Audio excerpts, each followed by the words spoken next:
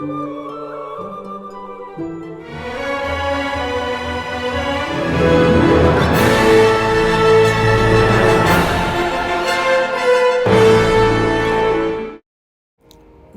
my beautiful soul. I am Terriann Belle, and welcome to Terriann Talks. Today, we will be talking about earth angels. How healing is it when God sends an angel into your life? When you thought all hope was lost, God came through with restoration. How healing is it for someone to see what you have been through, empathize with you, and show you the compassion your soul desires? How healing is it for someone to see the purity in you, to see you for your natural innocent nature that makes you who you are, and for that person to handle you accordingly without using it to their advantage? How healing is it for someone to see that you have been so hurt, so abused, so damaged, so broken, so traumatized, so in need of love, and for that person to give it to you, to give you love? How healing is it for someone to see how in need of nurture you are and give it to you without hesitation, to comfort you when you need comfort, to nurture your spirit, to be gentle with you and soft enough with you that brings healing to your inner child? We all need healing. We all need nurture. We all need love. We all need someone to be gentle with us, to let us know that there is still some good spirits out here in this world.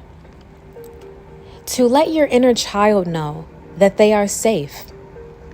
Our inner child needs someone to feel safe with. Some of our inner childs do not feel safe enough with their own parents or caregivers.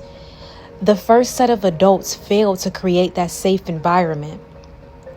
A safety net is created when you are provided with all you need: food, water, shelter, clothing, bath, a toilet. Comfort zones are created by ourselves within a safety net. However, a safety net does not always indicate that the child feels safe emotionally. If their needs for emotional support are not met, they are deprived. If the safety net cannot provide that, the person feels alone, that they have to take care of themselves, that they have to fend for themselves, that they have to look for themselves for that love and nurture. They secretly yearn for someone to give them that emotional support. We are social creatures. We are meant to interact with each other and give each other that love. We need human interaction and support from others.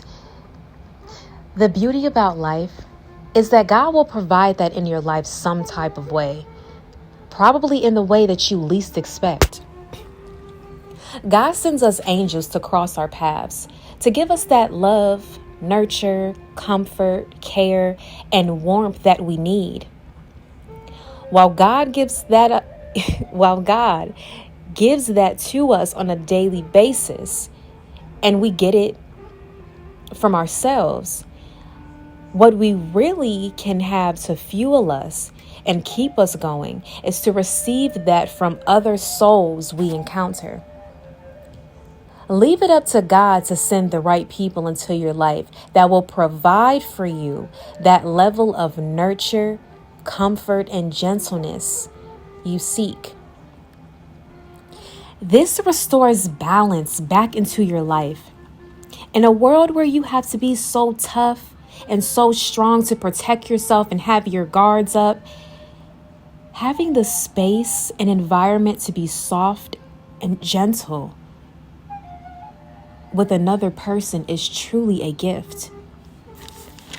To have the space for your inner child to feel safe and comforted and cared for is truly a blessing that we should never take for granted.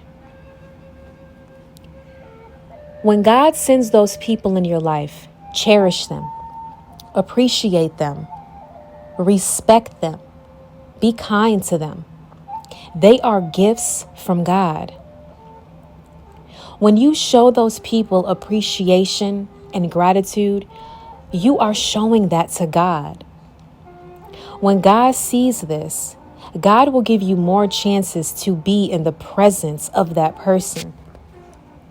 If you choose to disrespect that person, you are disrespecting God's gift to your life, which is a disrespect to Him. When you choose to not show gratitude and appreciation to those people, you are choosing to not be grateful and appreciative of God's gift. Thus, you aren't showing gratitude to God. The reason for God sending those people in your life was to change you, to help you, to heal you, and to gift you. How you handle that gift determine what God will do next in your life. You'll either elevate or de-escalate. You'll either evolve or repeat. You'll either reach new heights or you'll remain at the same level. Your attitude towards what you are gifted with says everything about where you are internally. Your attitude towards what you are gifted with says everything about where you are internally. It determines your emotional maturity, your spiritual growth, your spiritual discernment, your state of gratitude. Your attitude determines your altitude. 444. Recognize these people in your life. They are naturally good to you. They are kind, loving, genuine, empathetic, attentive, gentle, nurturing, compassionate, warm, and caring. Just being in their presence, you feel safe. Just speaking with them, you feel heard. You feel seen. You feel that your needs are important. Although we may not always receive that from the people we share a home with, or we share a bloodline with, or we share a last name with, that won't stop God from giving us what we need. We need nurture to survive, like breath to the lungs. We need nurture to know that life is worth living. God brings us into your life in the most unexpected ways when we need it the most. You could be facing one of the darkest phases of your life, and God will send an angel your way to brighten up your world again, to help you find the light. Sometimes we can lose sight of that light, but God sends in one of His angels to bring you back in sight with the light. Remember that God's angels are to be handled with care. Remember to never mishandle them or disrespect them in any way, or God will revoke your access to that person, and God will not change His mind. Because you have just shown God you need more work on yourself, you got to go back in to learn the lesson again. Having to repeat a cycle is tough. Coming out of that cycle is even tougher. However, our attitude determines everything. We got to learn to choose to see the good in a situation and choose to do good in situations. to lead and live from a place of love. When people are not led by love, they are led by hatred, and they spew hatred to others around them. Those led by hatred spend time alone because no person wants to be around them. No person wants to be around such negativity. Those led by hatred are disconnected from God. What will change them is allowing God to enter their hearts, to renew their spirit, to renew their mind, to be renewed and reborn. God sends his angels in people's lives when it is time for a rebirth. However, the choice is ultimately up to you.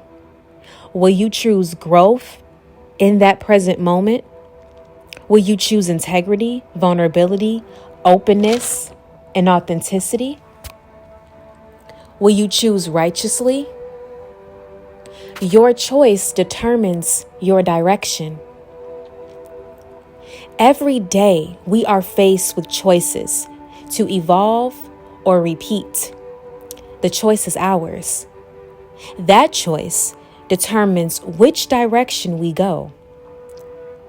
In order to see new things in our life, we must do new things in our life, to be obedient and to make sacrifices in order to grow. To reach your fullest potential, you must step out of what you are used to and do what is required of you. It requires discipline and obedience. Having discipline will get you into new habits that will become effortless once you remain consistent. Discipline and obedience will change your life. Having a good attitude will transform your life. Living in love will save your life. Namaste, my beautiful soul.